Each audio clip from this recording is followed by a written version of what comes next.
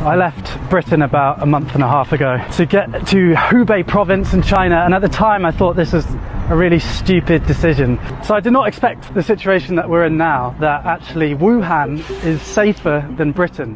How has China taken control of this crisis? Well, I've been living in Shanghai with Wuming for the last 3 weeks. I want to show you a bit of an insight into life here in China at the moment, and in particular 3 things the Chinese government have done to control the crisis that I think would be pretty hard in Britain. It's not all sunshine and daffodils. I'll talk a bit about the darker side at the end of the video. The Chinese government collect an immense amount of data about their citizens, and they're using it in novel ways to tackle the coronavirus.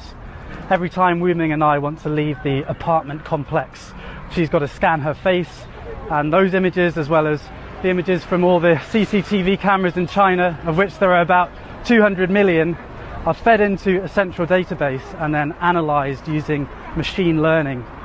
So it means basically if you're in sight of a camera, there's about 5 on this crossroads, then it's likely that the Chinese government have analysed your face and know where you are. Another big source of data is the WeChat app. You might have heard of it.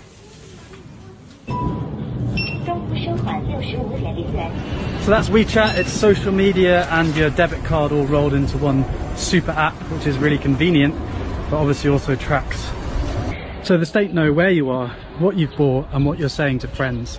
That's just the status quo, and the Chinese people generally know about this. The images you see are actually from the state media. But they're using this data to try the highest tech epidemic control ever attempted. So if you get ill in China and you go to a hospital, the hospital will register with the authorities, and the authorities will pull your name down from this big database. And they have an algorithm that will be able to tell you all the different places that you've been in the last 14 days and all the people that you might have been in contact with.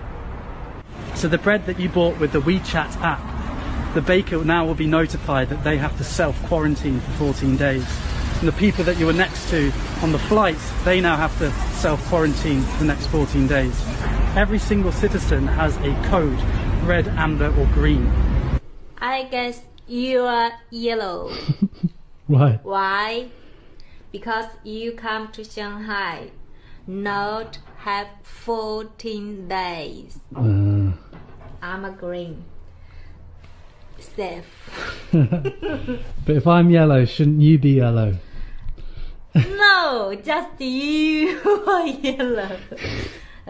Maybe next week you are green. Good. Some city only green. You can drive car on the road. If you the other colors, you can't drive on the road. Yes. This does seem to be working because you can identify and contain hotspots before they get out of control. And it means that people can continue working if they're not at a risk of contamination, and then self-isolate if they are. We're in Shanghai, which is about 500 kilometers away from Wuhan, and the city's been locked down for months now. I mean, it's beginning to come back to life a bit.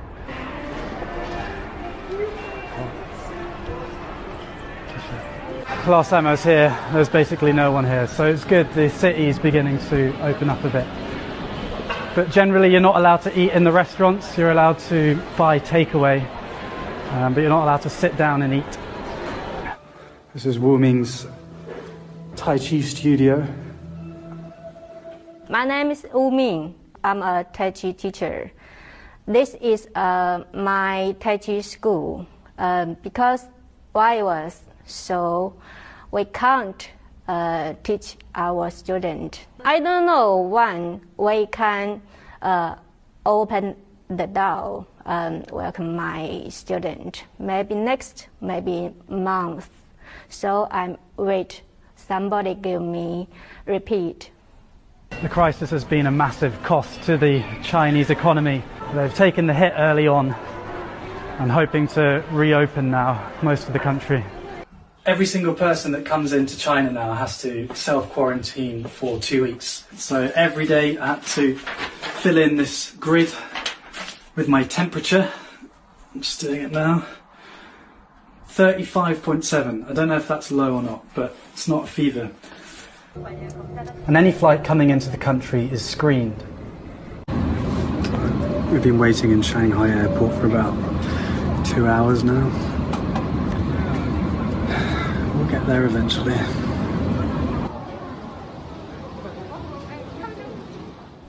Compare that to Britain, where many flights left Italy, the centre of the European outbreak. On arrival, not even temperatures were taken.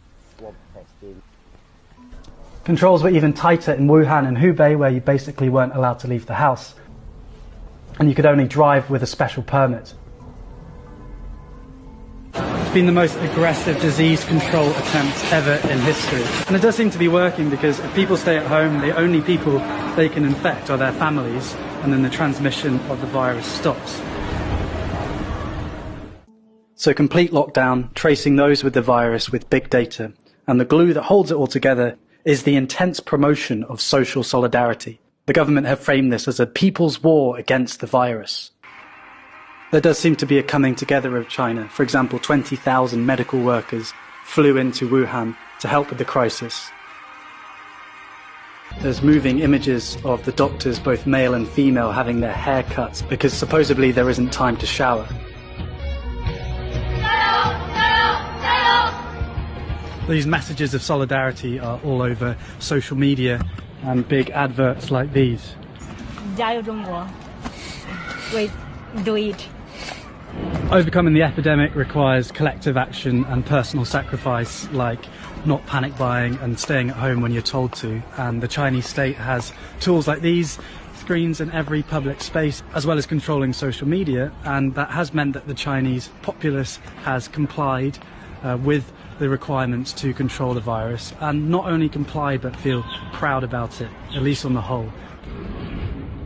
Comparing these bold actions of the Chinese state against Britain's response, which has been wash your hands, it could make Western democracies look impotent, and that's certainly the narrative that the Chinese media are pushing.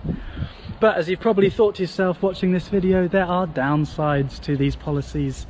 I'm not going to talk about them. I'm in China to share their ancient philosophy and Tai Chi and all these wonderful things about China, and I don't want to risk anyone around me. But if you want to learn more, I would read Orwell, and I've linked some articles and videos in the description. I'd love to hear your thoughts on what we should and shouldn't take from China's experience. In this time of crisis, where I'm worrying about my loved ones like I imagine you are, I hope that we can get through this, and I hope that we remember our values, the values of freedom and mutual respect. Historically and today, these aren't the norm, and so they're precious. Thanks for watching. I will see you when I see you next. Mask back on.